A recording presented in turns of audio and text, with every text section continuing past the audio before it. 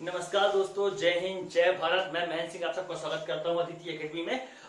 चलिए हमारा जो टॉपिक चल रहा था पर्यावरण का, पर्यावरण के टॉपिक में हमारा विषय चल रहा था क्या, भारत के वन जीव के बारे में। हमने इसकी पहली जो हमारी वीडियो थी उसमें हमने पढ़ा हुआ था कि राष्ट्रीय उद्यान, अभ्यारण्य और जैव वैचित्र क्षेत्र क्या होते हैं। हमें उसके टॉपिक के आगे बात करनी थी। चलिए, हमने उस दिन पढ़ा था कि हमारे कैसे राष्ट्रीय उद्यान होते हैं, वहां पे जीव जंतु किस टाइप से रहते हैं और वो कैसे रक्षित करके रखते हैं हम लोग। ठीक है, चलिए मैं आपको एक चीज बताना चाहता हूँ। हमारे भारत सरकार ने, हमारे भारत सरकार जो सरकारें हैं, जो कितनी सरकारें आई हैं, जीवों को बचाने के लिए कई अधिनियम पारित किए गए थे। जीवों को बचाने के लिए कई अधिनियम पारित किए गए थे, लेकिन कई अधिनियमों में सबसे ज्यादा जो कारगर हुआ 1972 का। 1972 को एक अधिनियम पारित किया गया था, भारतीय वन्य जीव संरक्षण अधिनियम। भारतीय वन्यजीव संरक्षण अधिनियम 1972 को लाके यहाँ पे ये डिसाइड किया गया था कि भैया हमारे भारत में जो रहने वाले जीव जंतुओं को इनको पूर्णतः अच्छे तरीके से सुरक्षा हमें देनी है। इससे पहले भी हम देते थे, लेकिन जब 1972 का अधिनियम पास हुआ, इसके बाद हम यहाँ पे जीवों को कई अच्छे तरीके से बचाने में कारगर साबित हुए। ठीक है, चलिए अब यहाँ बात करते हैं 1972 अधिनियम। जीवों को बचाने की बात आ रही है, जीव को बचाएंगे क्यों? हम जीवों को इसलिए बचाते हैं क्योंकि ये जो जीव होते हैं इनका कहीं शिकार हो रहा था। शिकार होने के बाद क्या है, जो ऐसी प्रजातियां थी जो विलुप्त होने लगी थी, मतलब जो इस पृथ्वी पे हमारी जो कई जीवों की प्रजातियां रहती हैं, वो धीमे धीमे विलुप्त होना चालू होने लगती। अब वो चालू होंगी, यहाँ पे विलुप्त होंगी वो चीजें, तो क्या होगा, हमारे पर्यावरण का ही हिस्सा है, वो हमारे पर्यावरण का ही हिस्सा है। अगर वो विलुप्त होंगी तो हमारे बीच से वो चली गायब हो जाएंगी। तो उनको बचाने के लिए जितने देश है, हर देश अपने अपने तरीके से करता है। हमारा भारत देश अपने हिसाब से करता है, मतलब सारे के सारे जो देश होते हैं, सभी लोग जो विलुप्त जीव जंतु होते हैं उनको बचाने के लिए कई सारे प्रोग्राम चलाते हैं। है ना। ऐसे ही हमारे भारत में भी जीवों को बचाने के लिए कई सारे प्रोग्राम चलाए गए हैं, कई सारे अधिनियम पारित किए गए, संरक्षण अधिनियम बनाए गए हैं। बाघों को बचाना हो, चाहे मगरमच्छ को बचाना हो, चाहे हाथियों को बचाना हो, या फिर गंगा में रहने वाली डॉल्फिन को भी बचाना क्यों ना हो, ये सब बचाने के लिए भारत सरकार ही करती है। और अलग जो देश होते हैं वो अपने हिसाब से सारे जीव जंतु बचाने का काम करते हैं। कहने का मतलब ये कि जो ये सब जो जीव जंतु है हमारे पर्यावरण के ही हिस्से हैं, इनको नष्ट होने से बचाने के लिए यहाँ पर हर देश अलग अलग तरीके से अपना योगदान देती है। चलिए हम बात करते हैं। पहले मैं आपको बताऊं, जो जीव जंतु होते हैं, जब कोई जीव जंतु होता है, जो जीव जंतु नष्ट होने की कगार में हो जाते हैं या फिर विलुप्त होने की कंडीशन में आ जाते हैं, तो यहाँ पूरे विश्व लेवल पे एक संस्था है, IUCN। पूरे विश्व लेवल पे एक संस्था है IUCN,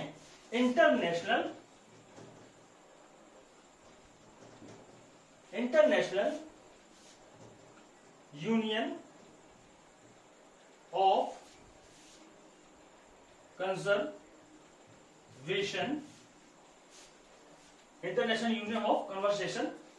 नेचर। ये एक संस्था है, IUCN एक संस्था है।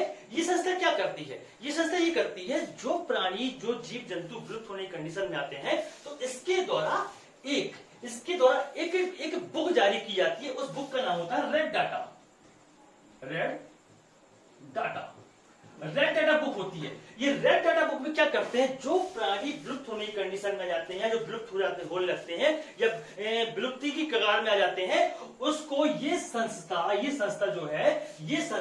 इस रेड डाटा लिस्ट में उसका नाम अर्जित करती है और बताती है भैया ये जो जीव है ये विलुप्त होने की कंडीशन में आ गया, इसको हमें बचाना है, इससे हमें बचाना है। मैं आपको बताऊं, हमारे भारत का भी एक जीव इस डाटा में है, उसका नाम है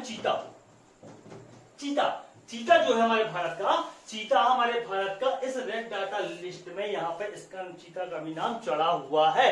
ठीक है, ये जो बुक है, ये रेड डाटा बुक का सीधा सा मतलब है भैया कि सीधी सी बात जानो, जो प्राणी विलुप्त होते हैं उसको इस रेड डाटा बुक में उसका नाम अर्जित कर दिया जाता है, डाल दिया जाता है। और इस बुक को जारी करता है कौन? IUCN एक संस्था है। ठीक है, पर्यावरण से संबंधित संस्था है आपकी। ठीक, चलो अब यहाँ पे एक चीज और होती है, जो आपकी रेड डाटा है। रेड डाटा की एक लिस्ट होती है किसी भी प्राणी की। मैं आपको बताऊं, जो कोई भी प्राणी है, कोई प्राणी अगर विलुप्त होने की कंडीशन में है, अगर कोई प्राणी विलुप्त होने की कंडीशन पे है, तो अगर विलुप्त होने की कंडीशन क्या होती है और शर्त क्या होती है?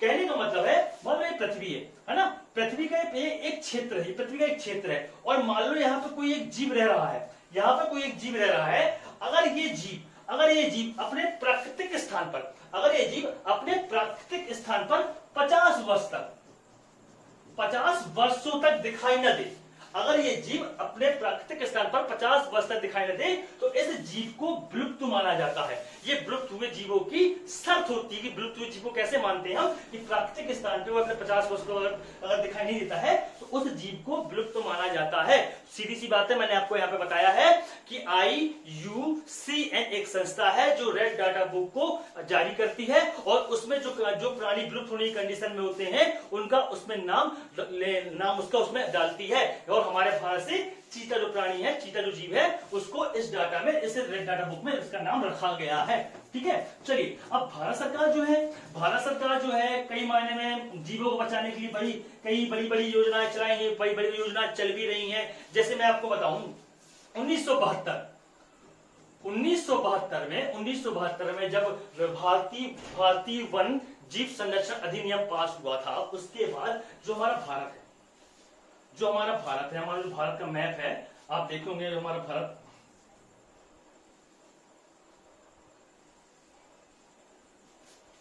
इसको समझिएगा, हमारा जो भारत देश है, इसका ये वाला जो हिस्सा है, ये गुजरात, कौन सा? गुजरात में यहाँ पर एक नेशनल पार्क है, गिर।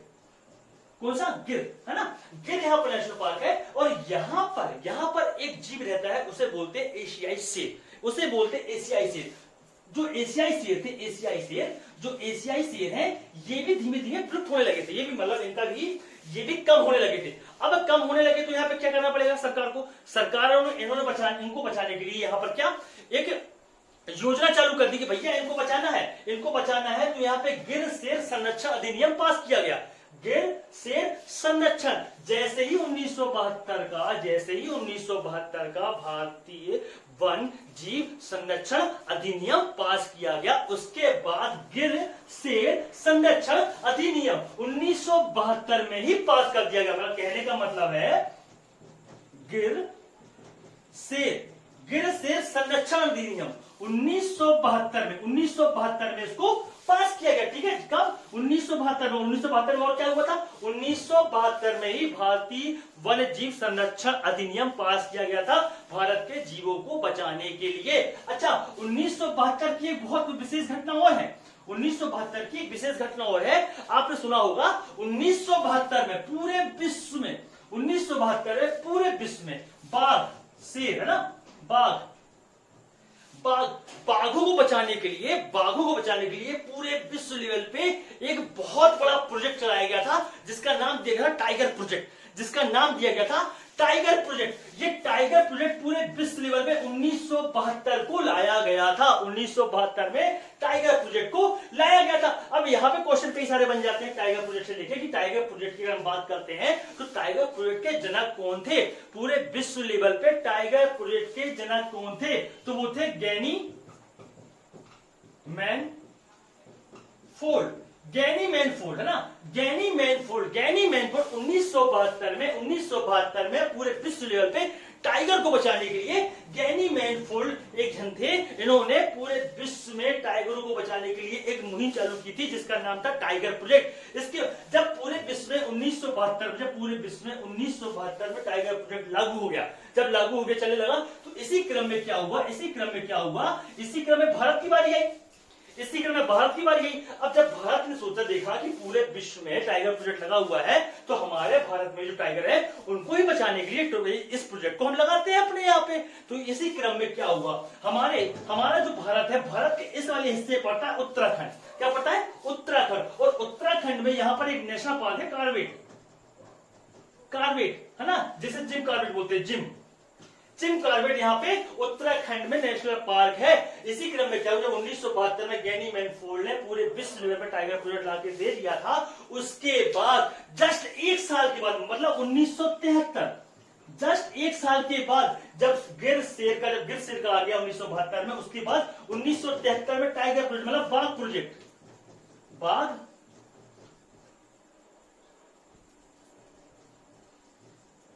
बाघ प्रोजेक्ट 1973 मतलब जस्ट एक साल के बाद 1973 में बाघ प्रोजेक्ट हमारे भारत में लाया गया। और यहां पे भी देखो क्वेश्चन क्या है, पूरे विश्व लेवल की अगर बात करते हैं तो कौन लेके आया था, गैनी मैनफोल्ड लेके आए थे। और भारत की अगर बात करते हो तो भारत में जनक कौन थे, तो भारत में इसके जनक थे कैलाश सांख्याल जी। कैलाश सांख्याल जी थे जो कि राजस्थान के निवासी है, राजस्थान के निवासी थे। ठीक है, आपके राजस्थान के निवासी थे। यहाँ पे एक क्वेश्चन मैंने शायद कहीं देखा हुआ था, जब टाइगर प्रोजेक्ट पूरे भारत में लागू हुआ था, जब टाइगर प्रोजेक्ट पूरे भारत में लागू हुआ था, तो यहाँ पे क्वेश्चन ये भी है कि इस समय भारत के प्रधानमंत्री कौन थी या कौन थे। इस समय भारत के प्रधानमंत्री आपको बताओ, इंदिरा गांधी जी थी। कौन थी? इंदिरा गांधी जी, इंदिरा गांधी जी, है ना, इंदिरा गांधी जी। इंदिरा गांधी जी इस समय जब टाइगर प्रोजेक्ट भारत में लगाया गया था, तब इस समय भारत की प्रधानमंत्री कौन थी? इंदिरा गांधी जी थी। ये भी क्वेश्चन पूछा जा चुका है आपका। ठीक है, उम्मीद करता हूं इतनी चीजें आपको समझ में आई होंगी जो मैंने आपको बताया। एक बार बहुत रिवीजन कर देता हूं। रीजन ये है कि भारत में सबसे पहले 1972 में, भारत में सबसे पहले 1972 में क्या लगाया गया था? भारतीय वन जीव संरक्षण अधिनियम पूरे भारत में हो गया। ठीक है, इसके बाद क्या हुआ? 1973 में, 1973 में बाघ प्रोजेक्ट को भारत में लाया गया था, लेकिन 1972 में ही पूरे विश्व लेवल में गैनी मैनफोर्ड भाई साहब थे, उन्होंने लाके लगाया था पूरे विश्व में। और भारत की बात करते हैं तो भारत में सबसे पहले 1973 में कैलाश सांख्या जी लेके आए थे जो कि राजस्थान के निवासी थे। और उस समय हमारे देश की पीएम इंदिरा गांधी जी थी। और सबसे पहले जो टाइगर प्रोजेक्ट आया था पूरे भारत में, सबसे पहले तो उत्तराखंड में आया था। कहां पे आया था? जिम कॉर्बेट नेशनल पार्क में। जिम कॉर्बेट से भी कई बार क्वेश्चन आता है।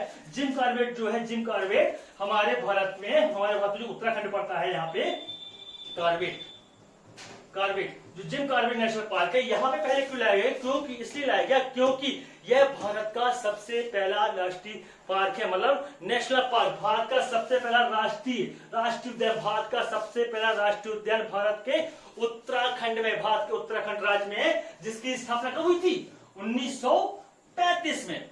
1935 में इसकी स्थापना हुई थी। अच्छा, जिम कॉर्बेट तो हम इसको इस जो नेशनल पार्क उत्तराखंड में है, इसे जिम कॉर्बेट के नाम से हम तो आज जानते हैं, लेकिन इसका पहले नाम जिम कॉर्बेट नहीं था। जिम कॉर्बेट इसका नाम पहले नहीं था, जो कि भारत के उत्तराखंड में इसका नाम पहले क्या था? हेली। हेली पहले क्या नाम था इसका? हेली। जो हमारा जिम कॉर्बेट है, जिसकी स्थापना 1935 में हुई थी, उत्तराखंड राज्य में है, इसकी यहाँ पे इसका पहले नाम क्या था? हेली। इसका पहले पुराना नाम था। ठीक है, उम्मीद करता हूँ कि चीजें आपको समझ में आई होंगी, उम्मीद करता हूँ आपको समझ में आई होंगी। इसी क्रम में कई सारे हमारे यहाँ पे कई सारे और संरक्षण आए, जैसे इसकी बात हो 1972 जीवों को बचाने के लिए अधिनियम हुआ। फिर 1973 बाघों को हमने बचा लिया। बाहु इसके जस्ट एक साल के बाद 1974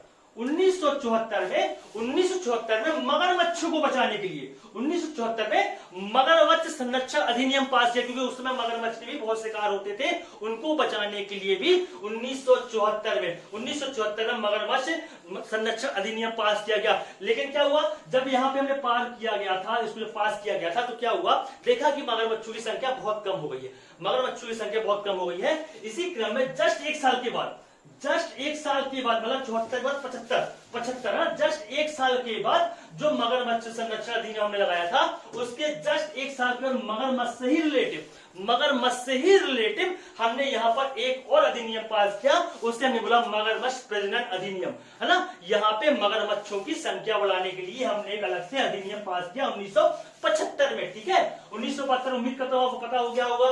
गिर शेर वाला भी था और हमारे जीवों को बचाने के लिए अधिनियम पास हुआ। 1973 में बाघ प्रोजेक्ट आया। सबसे पहले कहाँ आया? जिम कॉर्बेट में आया। कहाँ पे? उत्तराखंड में। जनक कौन थे उसके? कैलाश सांख्याल भारत में, और विश्व में गैनी मैनफोल्ड जी थे। ठीक है, चलिए आगे बढ़ते हैं, इसी क्रम को हम आगे बढ़ाते हैं।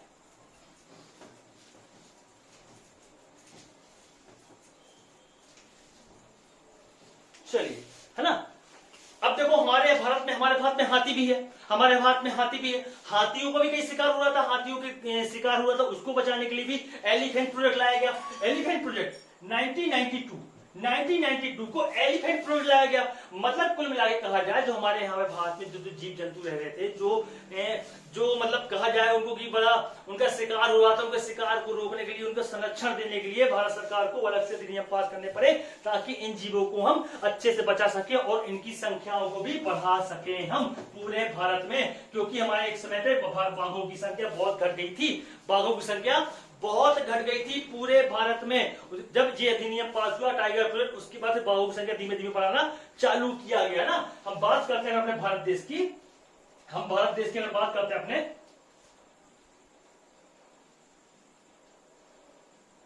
अगर हम अपने भारत देश की बात करते हैं, अगर हम अपने भारत देश की बात करते हैं, भारत देश, ये पूरे भारत देश है। इस पूरे भारत देश में टोटल 18 राज्यों में, टोटल 18 राज्यों में क्या बाघ मिलते हैं, टोटल 18 राज्यों में बाघ मिलते हैं। और पूरे बाघों अगर बात करें तो पूरे भारत में जो 20 सेंटर में एक राज्य पड़ता है मध्य प्रदेश, एक राज्य पड़ता है मध्य प्रदेश। इन मध्य प्रदेश में सबसे ज्यादा बाघ पाए जाते हैं एज अ प्रेजेंट टाइम पे। सबसे ज्यादा बाघ कहां पे इस समय, सबसे ज्यादा बाघ अभी इस समय पे यहाँ पे मध्य प्रदेश में है। आई थिंक 526 बाघ, 526 आई थिंक अभी 526 बाघ हमारे मध्य प्रदेश में पाए जाते हैं। ठीक है, मैं आपको बता दूं सबसे ज्यादा बाघ पाने की वजह से, पूरे भारत में सबसे ज्यादा बाघ पाने की वजह से मध्य प्रदेश को टाइगर स्टेट भी कहा जाता है। टाइगर स्टेट भी कहते हैं, क्यों? क्योंकि यहाँ सबसे ज्यादा बाघ मिलते हैं। अच्छा, मध्य प्रदेश से जुड़ा एक क्वेश्चन मैं आपको बताता हूँ यहाँ पे। ये जो हमारे हम जो बाघों की बात कर रहे हैं, हम जो बाघों की बात कर रहे हैं, बाघों को बचाने के लिए कई सारे और प्रोग्राम चलाए जाते हैं। आपको मैं बताऊं 29 जुलाई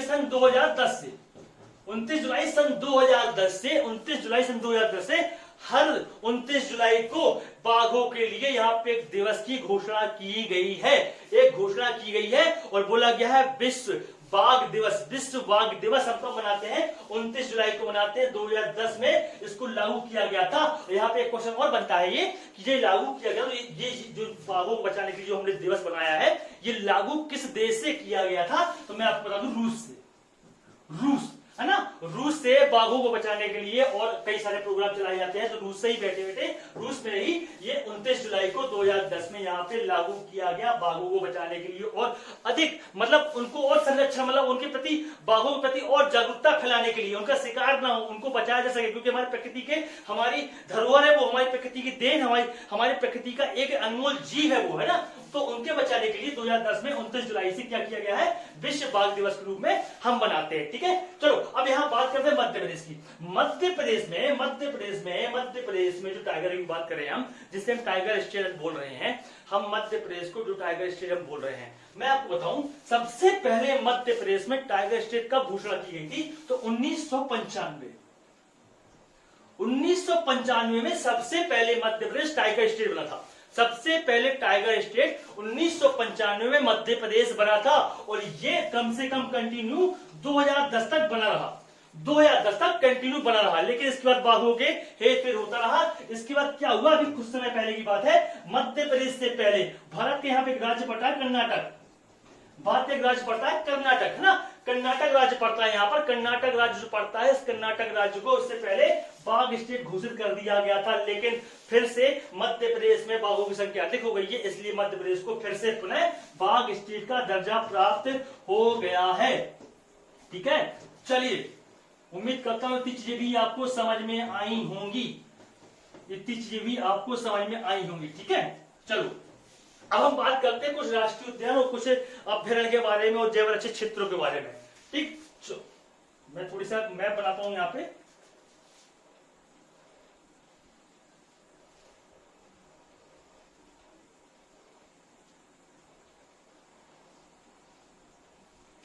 चलिए, हमारे भारत का मैप है, जल्दी बना है, थोड़ी इसको समझिएगा, है ना। चलो, हमारे भारत की बात करते हैं। हमारे भारत में देखो कई राष्ट्रीय उद्यान है, कई अभ्यारण्य है। हमने आपसे बताया था शुरुआत में ही, हमारे भारत में लगभग 105 राष्ट्रीय उद्यान है और 532 लगभग अभ्यारण्य है ना, 532 अभ्यारण्य है। अब यहाँ देखो, ये और ये, इनकी अगर हम बात करते हैं तो यहाँ भी बात आती है कि पूरे भारत में सबसे ज्यादा राष्ट्रीय उद्यान किस प्रदेश में है? तो मैं आपको बताऊं एक बार फिर से, हमारे जो मध्य प्रदेश है, हमारा जो मध्य प्रदेश है, मध्य प्रदेश में टोटल 12 राष्ट्रीय उद्यान है। सबसे ज्यादा पूरे राज्यों में सबसे ज्यादा राष्ट्रीय उद्यान किसके पास है? पूरे राज्यों में सबसे ज्यादा मध्य प्रदेश के पास है। मध्य प्रदेश के पास टोटल 12 राष्ट्रीय उद्यान है। और अभ्यारण्य की बात करते हैं तो आपको पता है हमारे भारत के इस वाले हिस्से में, पूर्वी हिस्से में यहाँ पड़ता है अंडमान निकोबार। अंडमान निकोबार में सबसे ज्यादा अभ्यारण्य है 94 अभ्यारण्य कहां पे हमारे सबसे ज्यादा 94 अंडमान निकोबार में अभ्यारण्य है। और राष्ट्रीय उद्यान की बात करो तो ये मध्य प्रदेश में स्थित है। मध्य प्रदेश में 12 है, ठीक है, मध्य प्रदेश में 12 है। चलो हम कुछ राष्ट्रीय उद्यानों की बात करते हैं। देखो आपके बुक्स में बहुत सारे राष्ट्रीय उद्यान लिखे हुए हैं, बहुत सारी चीजें हैं, लेकिन हम आपको कुछ ऐसी चीजें बताएंगे, मतलब कुछ ऐसे नेशनल पार्क के बारे में बताएंगे जो मुख्यतः आपके एग्जाम हॉल में जो उनसे क्वेश्चन मोस्टली पूछ ही लेता है ना, उनसे क्वेश्चन आ ही जाते हैं।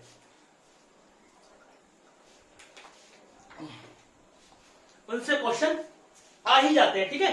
अब देखो क्वेश्चन किससे बनते हैं? क्वेश्चन वहीं से बनते हैं जो कुछ ना कुछ उसका इंपॉर्टेंट या कुछ उस नेशनल पार्क का कुछ बहुत ज्यादा इंपॉर्टेंट हो, उसी बेस से वो लोग क्वेश्चन पूछते हैं वहां पे एग्जाम में। ठीक है, चलो अब हम आपको वही बताना चाहेंगे कि हमको इनको याद कैसे करना है। देखो 105 का सबसे इकट्ठा याद तो हो नहीं सकता एक बार में, तो इसको आप क्या है, एक डायग्राम बनाओ, भारत देश का डायग्राम बनाओ और उसको डिवाइड करो, उसको उत्तर दक्षिण पूरा पश्चिम में डिवाइड करके उसको पढ़ने की कोशिश करो और इकट्ठा पढ़ो मत।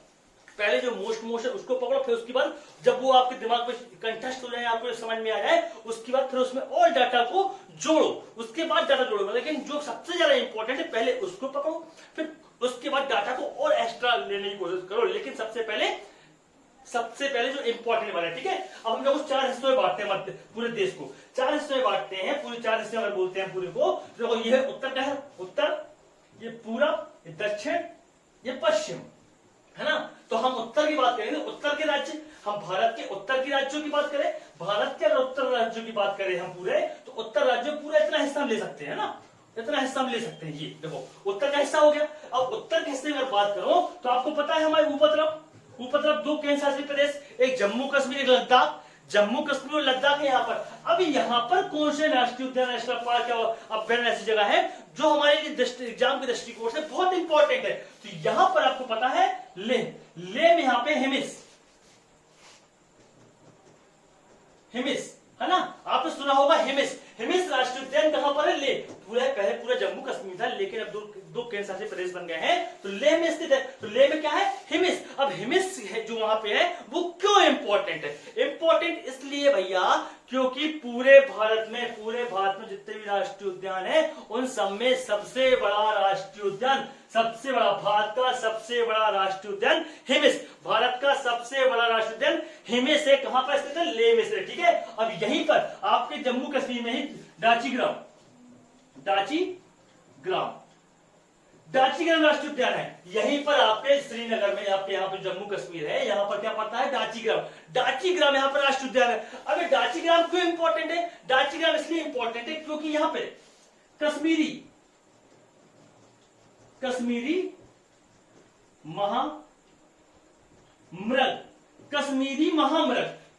महामृग एक जीव है, कश्मीरी महामृग है, जो जंगली जीव है, ये कश्मीरी महामृग, ये सिर्फ और सिर्फ पूरे भारत के एक ही राष्ट्रीय उद्यान में दाचीग्राम में मिलता है, इसलिए वो इंपॉर्टेंट हो जाता है ना। जम्मू कश्मीर में क्या पड़ा? हिमिस और दाचीग्राम। अच्छा, यहीं पर इसी जम्मू कश्मीर में आपने एक नाम सुना होगा, सलीम अली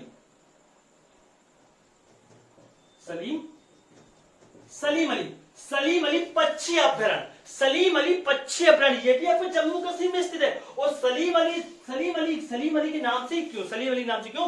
क्योंकि ये भारत के बैटमैन ऑफ इंडिया कहलाते हैं। सलीम अली जी एक साइंटिस्ट थे पक्षियों को लेके, है ना, इसलिए इनको भारत का बैटमैन ऑफ इंडिया कहा जाता है। और इनसे ही संबंधित एक राष्ट्रीय उद्यान, एक पक्षी अभ्यारण्य कहां पर स्थित है? भारत के उत्तरी राज्यों में, भारत के उत्तरी राज्यों में कौन सा, जम्मू कश्मीर वाले हिस्से में, ठीक है। उम्मीद करता हूं आपको समझ में आई होगी इतनी चीजें। जम्मू कश्मीर में एक बार फिर से बात कर लेते हैं। जम्मू कश्मीर सबसे ऊपर क्या है, हिमिस सबसे बड़ा राष्ट्रीय उद्यान, उसके बाद दक्षिग्राम, दक्षिग्राम कश्मीरी महामृग मिलता है जो कि पूरे भारत में सिर्फ एक ही जगह मिलता है, कहीं नहीं मिलता है। इसके बाद सलीम अली जी, भारत के साइंटिस्ट और क्या बोलते हैं, बैटमैन ऑफ इंडिया बोला जाता है, ठीक है। अब यही की बात करोगे, अब यहां से बात करते हो भारत की, अब यहां से बात करते हो भारत की, है ना। ये जम्मू कश्मीर ले, जम्मू कश्मीर हो गया, लद्दाख हो गया। इसके बाद यहां बात करते हो, यहां पर पड़ता है आपका हिमाचल प्रदेश। यहाँ क्या पड़ता है आपका, हिमाचल प्रदेश पड़ता है। अब हिमाचल प्रदेश पड़ता है तो हिमाचल प्रदेश में आपको बताऊं, यहाँ पर एक जैव आरक्षित क्षेत्र है, शीत मरुस्थल, शीत मरुस्थल, शीत मरुस्थल, है ना, शीत मरुस्थल। हिमाचल प्रदेश में क्या, शीत मरुस्थल। ये भी इंपॉर्टेंट है, ये भी पूछा जा चुका है आपका, तो आपको ये मालूम होना चाहिए। उत्तर की तरफ हिमाचल प्रदेश में शीत मरुस्थल क्या आपके जैव आरक्षित क्षेत्र, ठीक है। इसके बाद ये हिमाचल प्रदेश के जस्ट नीचे आओगे, यहाँ पे पड़ता है उत्तराखंड, यूके, है ना। क्या पड़ता है, उत्तराखंड राज्य पड़ता है। अब उत्तराखंड राज्य में देखो, उत्तराखंड राज्य में सबसे पहला, अभी थोड़ी देर पहले अपन पढ़ के आए हैं, कार्बेट। कार्बेट इंपॉर्टेंट क्यों, क्योंकि भारत का सबसे पहला नेशनल पार्क स्थापना 1935 में, 1935 में। और सबसे पहले टाइगर प्रोजेक्ट भी पूरे भारत में कहां लगा था, कार्बेट में ही लगा था। कब लगा था, 1973 में, 1973 में लगा था। और 1935 में क्या इसकी स्थापना हुई थी, किस राज्य में है, उत्तराखंड राज्य में, ठीक है। इसके बारे में बात करेंगे। और यही जाते जम्मू कश्मीर, सॉरी उत्तराखंड में, उत्तराखंड में पड़ता नंदा देवी, नंदा देवी, है ना। ये नंदा देवी का ये जैव आरक्षित क्षेत्र है, नंदा देवी जैव आरक्षित क्षेत्र है। अब देखो जैव आरक्षित जो क्षेत्र है ये क्यों इंपॉर्टेंट है, इसलिए इंपॉर्टेंट है, पूरे भारत में टोटल 18, पूरे भारत में टोटल 18 जैव आरक्षित क्षेत्र है। और उन 18 में मैंने आपको बताया था सबसे पहला जैव आरक्षित क्षेत्र हमारा दक्षिण में था, नीलगिरी, नीलगिरी।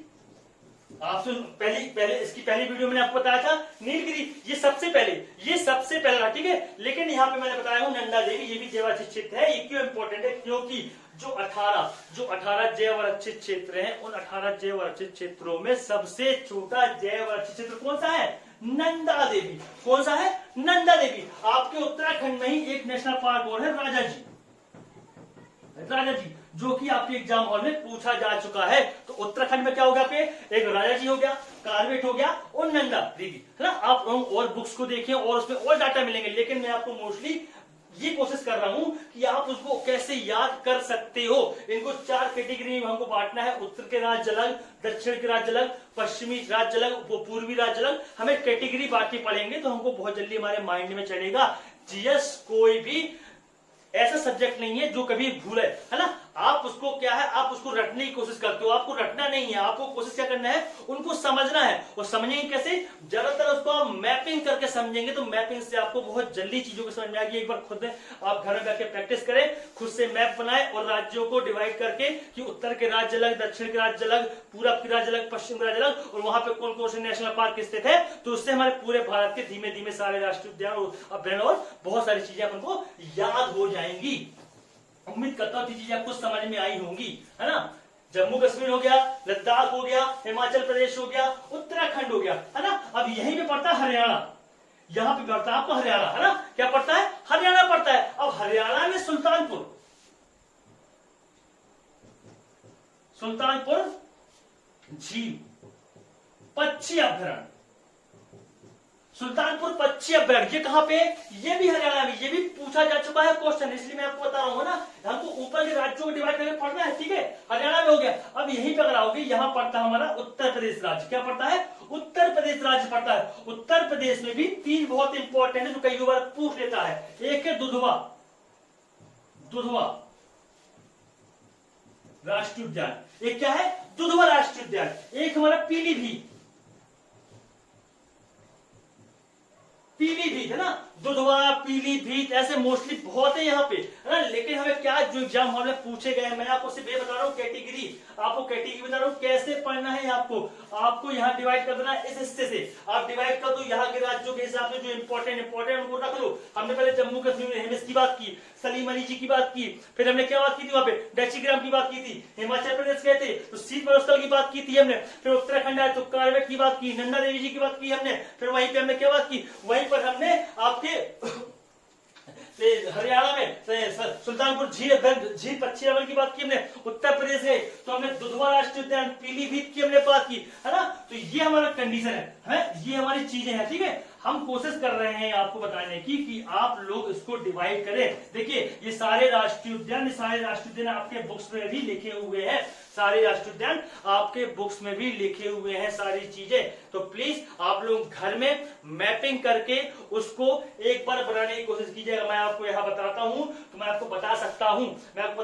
लेकिन क्या है, मेरे बताने से नहीं, आपको खुद प्रैक्टिस करनी है, आप पहले डिवाइड कीजिए उत्तर के राज्य, दक्षिण के राज्य, पश्चिम के राज्य, पूरब के राज्य। उसके बाद आप इसको बांटने के बाद उत्तर के राज्य में जो नेशनल पार्क है इंपॉर्टेंट वाले, उसको मैप बना के वहां पे लिखने की कोशिश करें, पश्चिम के भी, पूरब के भी, दक्षिण के भी, ठीक है। ओके, तो उम्मीद करता हूं आपको वीडियो अच्छी लगी होगी। तो अगर आपको वीडियो अच्छी लगी होगी तो प्लीज लाइक करें, सब्सक्राइब करें और थोड़ी सपोर्ट करें, ताकि हम लोगों को और मोटिवेट होके आपके लिए और अच्छी तरीके से वीडियो बना सके। तब तक के लिए थैंक यू सो मच, कल मिलते हैं, धन्यवाद, जय हिंद, जय भारत।